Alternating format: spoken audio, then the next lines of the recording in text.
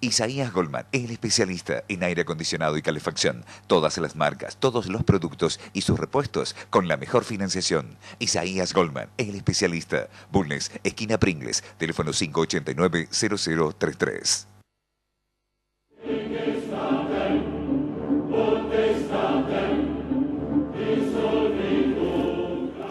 Bienvenidos a Palabra de Honor, hoy el último lunes. Después de 3 años de programa, nos mudamos al martes. De manera tal que no mañana martes, sino el martes de la semana que viene, es el nuevo programa que vamos a tener de ahí en más todos los martes a las 23 horas.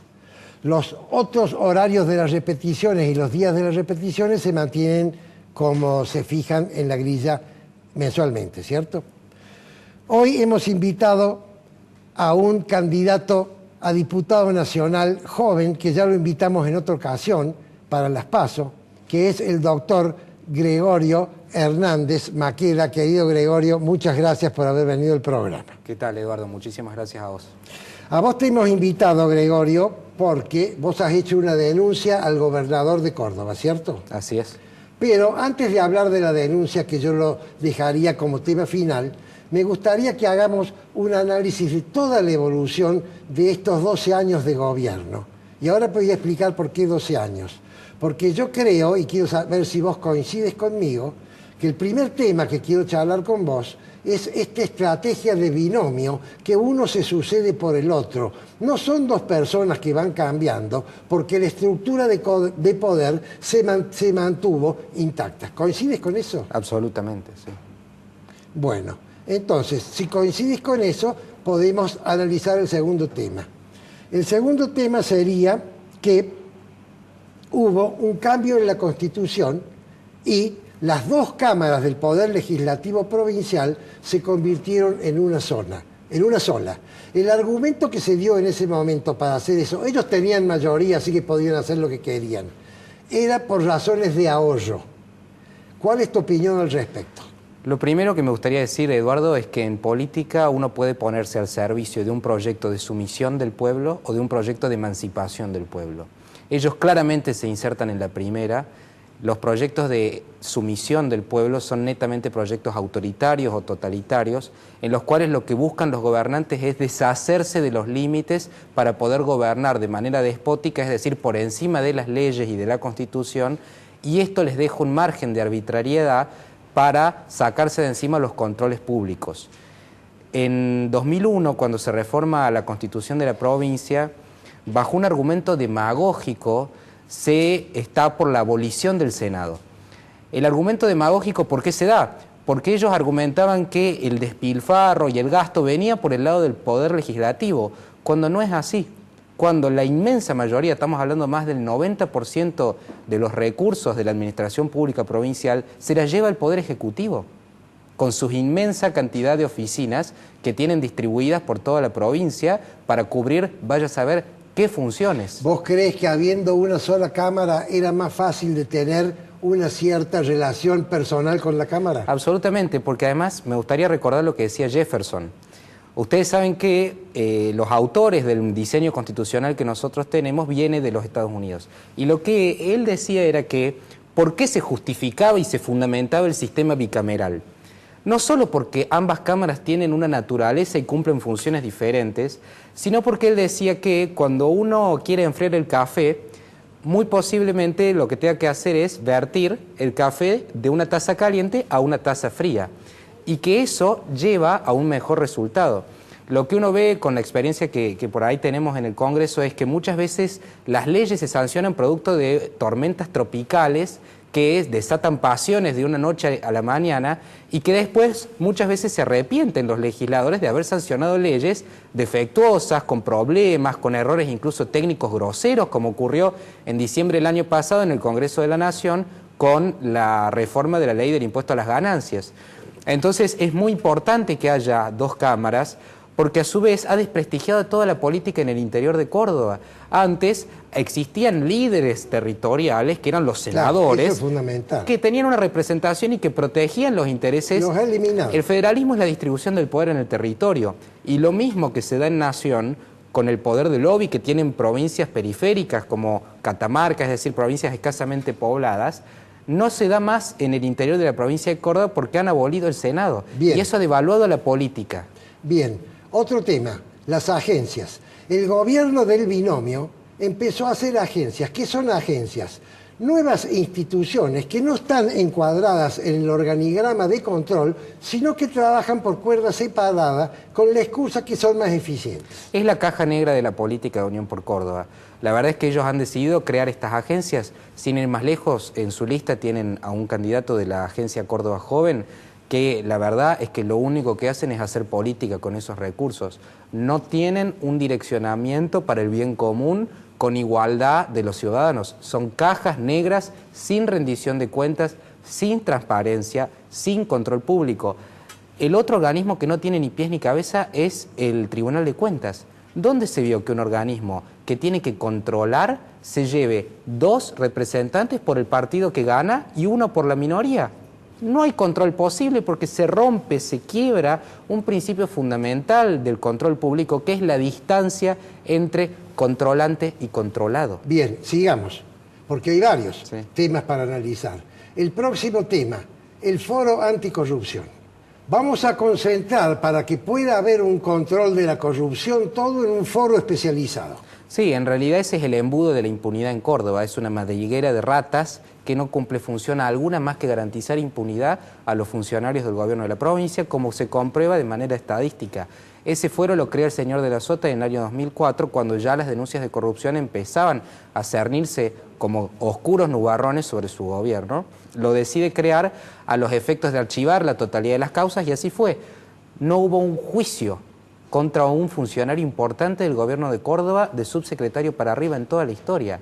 Como tampoco hubo juicio político, porque al haber eliminado ambas cámaras y haber creado ese delirio de la sala acusatoria y la sala de juzgamiento, no se promovió ningún juicio político contra ningún funcionario por responsabilidad política. Entonces, la verdad es que nosotros vamos a ir por la derogación del fuero anticorrupción para volver al sistema anterior, y que el poder de lobby y de presión del poder político, económico y sindical no pese sobre solamente 2 fiscales y un juez. Bien, otro tema más. Estas obras públicas millonarias que no se licitan, yo no sé, cuando yo estaba en la facultad y estudié la ley de obra pública, había licitaciones públicas con empresas calificadas.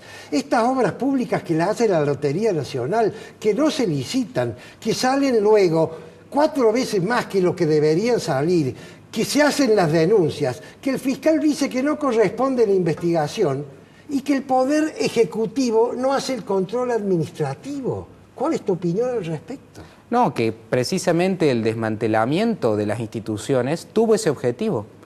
Tuvo el objetivo de poder manejar a la administración pública provincial con una discrecionalidad y una arbitrariedad absoluta para poder hacer los grandes negociados que hicieron y enriquecerse ilimitadamente, perpetuarse en el... A ver, los únicos objetivos del gobierno de Unión por Córdoba fueron perpetuarse en el poder y enriquecerse de manera ilimitada. No hubo otro objetivo que ese, no están acá y no estuvieron nunca por el bienestar del pueblo.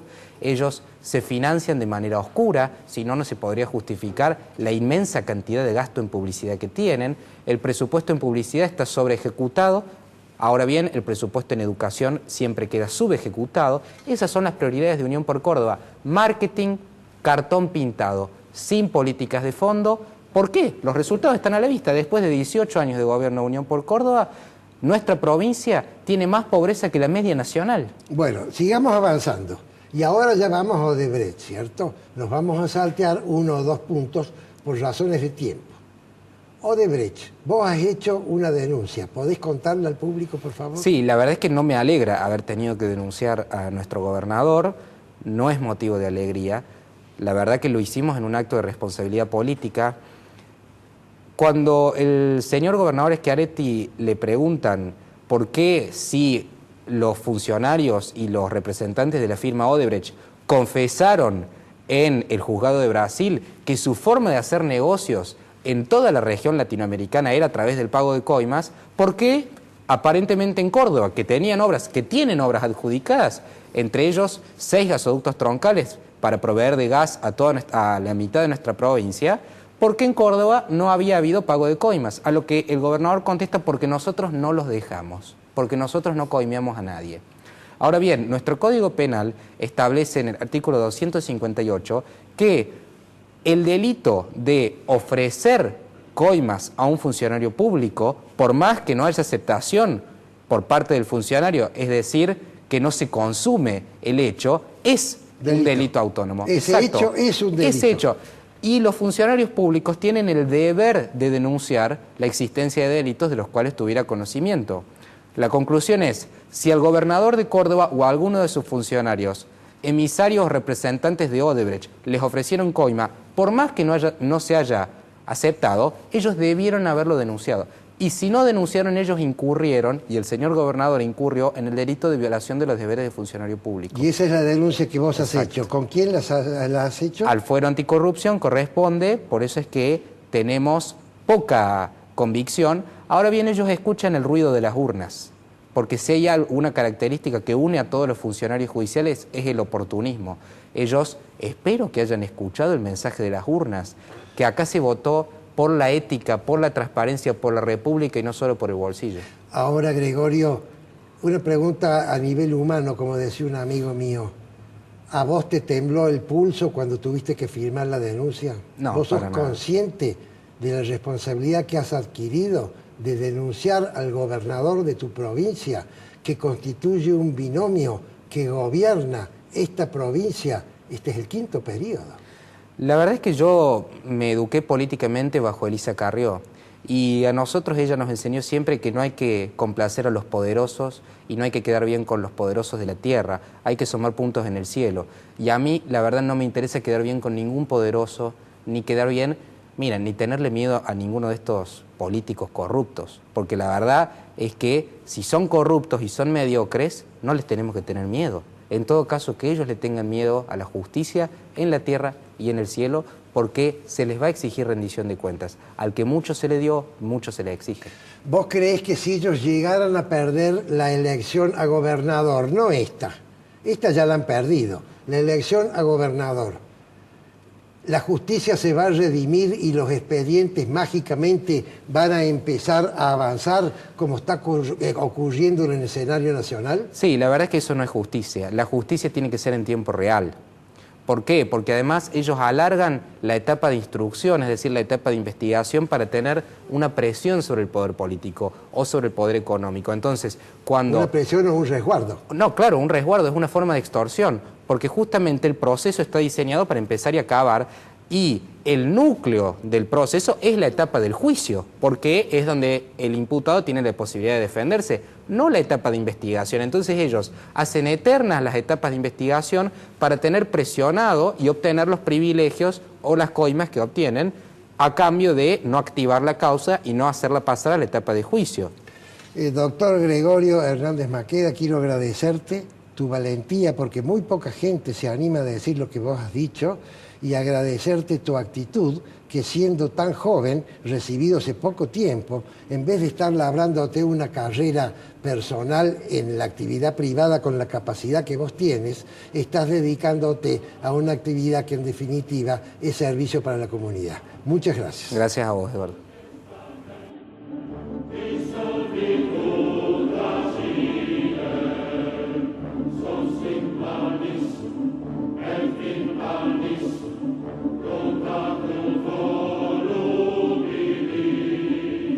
Isaías Goldman, el especialista en aire acondicionado y calefacción. Todas las marcas, todos los productos y sus repuestos con la mejor financiación. Isaías Goldman, el especialista. Bulnes, esquina Pringles, teléfono 589-0033. Centro Tomografía Computada Córdoba Sociedad Anónima. Instituto Ulton, líder en diagnóstico por imágenes. Primer instituto de cirugía ambulatoria mínimamente invasiva del interior del país. Avenida Vélez Arfiel 562, Córdoba, Argentina. Teléfono 0351 426 7700.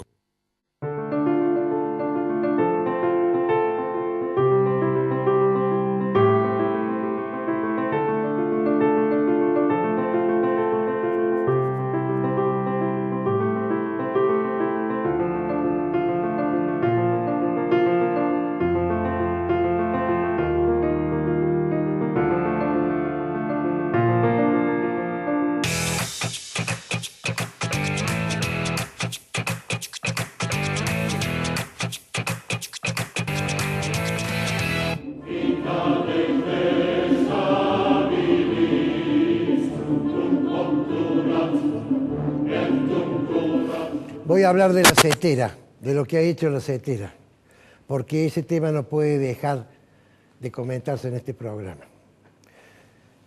El lunes pasado hablamos de los pueblos originarios, de los mapuches y de las mafias. Lo que ha hecho la CETERA es el resultado de la conjunción de dos mafias, de la mafia del sindicalismo y de la mafia cultural. La mafia cultural deforma las ideas y cuando se deforman las ideas, lo que se consigue entonces son diferentes resultados por diferentes actitudes, porque las ideas, lo he dicho desde el primer programa, generan emociones, que generan actitudes, que generan resultados. ¿Qué hizo la CETERA? La CETERA preparó por el tema este de este chico Santiago Maldonado, un cuadernillo y se lo mandó a las maestras, a las docentes, porque no es lo mismo maestra que docente. Maestra es una vocación, docente es un trabajo. Se lo mandó a las docentes de los colegios donde están los sindicatos que adhieren a la CETERA para enseñarle a los chicos del primario y del secundario el tema de Santiago Maldonado. Esto es increíble y debe ser denunciado enfáticamente. ¿Por qué? Por dos razones.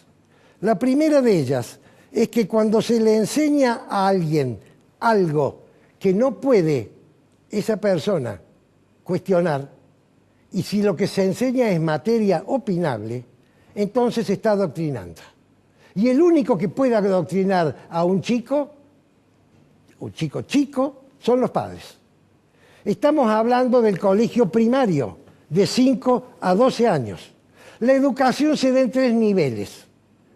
En el primer nivel, que es el primario, la educación es el qué. El docente, el maestro, enseña el qué. Y lo que dice el docente es palabra santa. Y lo que dice el docente, el alumno lo cree a pie juntillas, por dos razones. Porque tiene confianza en su maestro y además, y quizás la más importante, porque no tiene capacidad para discernir. Voy a poner un ejemplo, supongamos del último año del primario, la raíz cuadrada. Cuando un maestro le dice al alumno la raíz cuadrada de 4 es 2, Josecito dice la raíz cuadrada de 4 es 2, la repite varias veces y aprende la raíz cuadrada de 4 es 2. Cuando entra al secundario, en primer año, le enseñan ya no el qué, sino el por qué. ¿Qué es el por qué? El por qué es el procedimiento. La raíz cuadrada, le va a decir el profesor, de 4 es 2, porque 2 elevado al cuadrado es 4. Entonces ya le explican a un chico que empieza a tener capacidad para discernir. Y el tercer nivel, que es el nivel terciario, que puede ser universitario o no, no interesa, es donde se enseña y donde se aprende el para qué. El para qué es la causa última, que es lo que en definitiva interesa. Todo lo demás es una preparación para esto. El para qué, en este ejemplo de la raíz cuadrada, sería para qué un matemático inventó la operación raíz cuadrada, porque si B es igual a A al cuadrado, entonces, si yo le saco la raíz cuadrada a B, obtengo el valor de A. Ese es el para qué. Pero hay otra razón, además del adoctrinamiento, para convertir este hecho de las maestras de Zetera en una aberración que debe ser sancionada. Porque el gobierno no tiene nada que ver con lo que se hizo, hasta el momento de controlar quién lo hizo y sancionar a quién lo hizo. Debe hacerlo, no sé si lo está haciendo, pero debe hacerlo. Y si no lo hace, ya adquiere responsabilidad. ¿Cuál es la otra razón?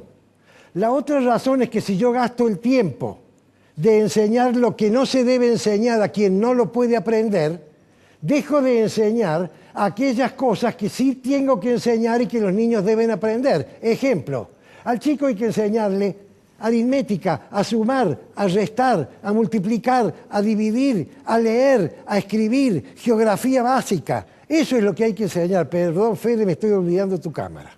Eso es lo que hay que enseñar. Ahora me acerco más, Fede, en un gesto de amistad. Eso es lo que hay que enseñar. Y si yo gasto el tiempo en enseñar lo de Santiago, que lo de Santiago el chico no lo puede entender, entonces estoy perdiendo el tiempo en enseñarle a un chico que no sabe leer. ¿Qué le voy a hablar de Maldonado a un chico que no puede leer un renglón entero? Es una aberración. Entonces, por esas dos razones, es que tenemos que sancionar a la gente que toma la educación o la currícula de la educación por decisión propia. Y como hoy es 11 de septiembre y es el día de Sarmiento, y yo soy el vicepresidente del Instituto Sarmiento, quiero traer a Sarmiento a este tema. Sarmiento cambió la Argentina. A pesar de que él había cometido errores en lo que escribió y en lo que hizo como gobernador de San Juan, errores que yo critico, cuando llegó a la presidencia, cambió la Argentina, mis queridos amigos. ¿Y saben cómo la cambió? Con dos conceptos, o aplicando dos conceptos. El primero de ellos, la educación. Se dio cuenta que la educación es lo que iba a hacer a la gente que se educara la diferencia contra los ignorantes. Y lo consiguió, y la Argentina llegó a ser el país con mejor educación del mundo. No lo digo yo, lo dijo Vargas Llosa hace 2 años. ¿Y cuál es el segundo concepto? El segundo concepto es la modernidad. Sarmiento se dio cuenta, viajando a Europa, pero sobre todo a Estados Unidos, se dio cuenta que el mundo se estaba modernizando y que quienes se modernizaban iban a cambiar su estilo y estándar de vida. Y entonces se preocupó a que ya no era civilización versus barbarie, sino que lo que consiguió, que era civilización educando a la barbarie, agregarle el concepto de modernidad. ¿Y qué es la modernidad? Me van a preguntar a mí cuántos minutos me quedan, Pollo, a una persona que le quedan 5 minutos. ¿Cómo voy a explicar la modernidad en 5 minutos? Lo voy a explicar con el ardid de la explicación eficaz. Voy a ir a la esencia y voy a hablar de 3 conceptos esenciales de la modernidad. ¿Qué es lo que entendió Sarmiento, que era una mentalidad preclara, por cierto? ¿Cuáles eran? El primero, el telégrafo. Sarmiento unió estas villas y pocas ciudades que habían en este extenso territorio desértico de la Argentina, unió la información de estas ciudades a través del telégrafo. El segundo concepto fue el ferrocarril. Sarmiento unió no solo ahora la información, sino los objetos físicos y el transporte de las personas a través del ferrocarril. Entonces hizo vías férreas por todos lados, él y los que lo sucedieron. ¿Y cuál fue el tercer concepto? El tercer concepto es muy importante porque se ha desvirtuado ese concepto. ¿Saben cuál es? La aplicación de la máquina a motor, la industria. La industria sirvió para que un producto cualesquiera, construido ahora de manera industrial y no artesanal, utilizando algo que inventó Henry Ford, que es la cadena de producción, bajar al 10% el costo del producto, bajar al 10% el tiempo de fabricación y, además, darle a todo el mundo la posibilidad de tener ese producto porque el volumen de producción se decuplicó y también se decuplicaron las ganancias. Lo que pasa es que hoy en día el concepto de industria está asociado al concepto de empresa y el concepto de empresa está asociado, en virtud de la mafia de la corrupción, al concepto de la explotación del empresario al asalariado que es el trabajador. Y esa es la aberración que hay. Vuelvo a repetir lo que con Prudencio Bustos, mi querido amigo con quien fundamos este programa, venimos repitiendo desde hace 3 años. Todos estos conceptos que hablamos tienen que ejecutarse en un universo de libertad, de libre competencia y de equidad. Y en un universo de libre competencia, la industria y la empresa beneficia a la comunidad, porque si hay libre competencia para vender mi producto, tiene que ser o el más barato o el mejor, o el que tenga mejor servicio. Y también beneficia al operario que trabaja en esa empresa. Acá se ha distorsionado todo. El sindicalismo, y vuelvo a Cetera porque ya tengo que cerrar, empezó luchando por los intereses de los afiliados. No le importaba si los intereses de los afiliados estaban contrapuestos con los intereses de la comunidad. Piensen, por ejemplo, en los sindicatos de los empleados públicos para que vean lo que estoy diciendo si no lo entienden. Es una aberración creer que yo puedo, en tiempo sostenido, darle bienestar a mi afiliado si en las actitudes mías perjudican a la comunidad, que son los que le pagan el sueldo al afiliado. Es una cosa de locos. Pero el tema no termina ahí. El tema va que ahora la mafia sindical ha llegado a una degradación tal que lo único que les interesa a los dirigentes es proteger el derecho de los dirigentes, ni siquiera el derecho de los afiliados. Y ustedes me dirán, ¿por qué dice eso? Si esta gente deja su vida en la dirigencia. Sí, 40 años en la dirigencia, por cierto. ¿Saben por qué? Porque un dirigente honesto y un dirigente inteligente, lo primero que tiene que exigirle al gobierno y lo primero que le tiene que exigir a los empresarios es que no haya corrupción, es que no haya inflación, es que no haya falta de idoneidad en el manejo de la cosa pública, porque en nada sirve que yo gestione un aumento de sueldos porque la inflación se comió el sueldo pasado, si dentro de 6 meses se lo va a volver a comer como ocurre hace 30 años. Y ellos lo saben, como lo sé yo, y como lo sabe cualquiera de los televidentes que nos están viendo, que tenga más de 25 años, porque la vida se los ha enseñado.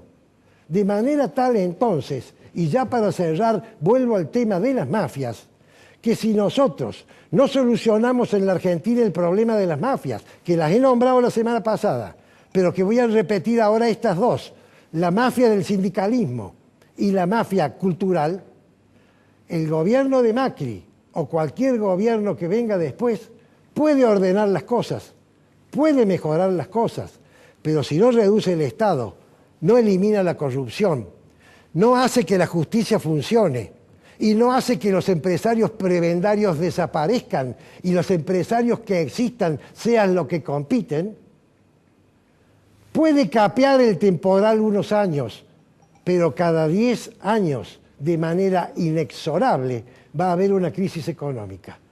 Por eso, mis queridos amigos, cuando llegue octubre y haya que votar para cerrar y dejar una idea fuerza, voten a un partido que no busque la solución de hoy, que no busque quedar bien hoy con la persona que va a votar, sino que busque una solución en el tiempo que dé la posibilidad de que todo esto se mantenga y permanezca en el tiempo, porque si no, es pan para hoy y hambre para mañana. Lo que pasa es que los políticos quieren dar el pan para hoy porque los votan hoy y entonces se quedan 4 años más. Es palabra de honor.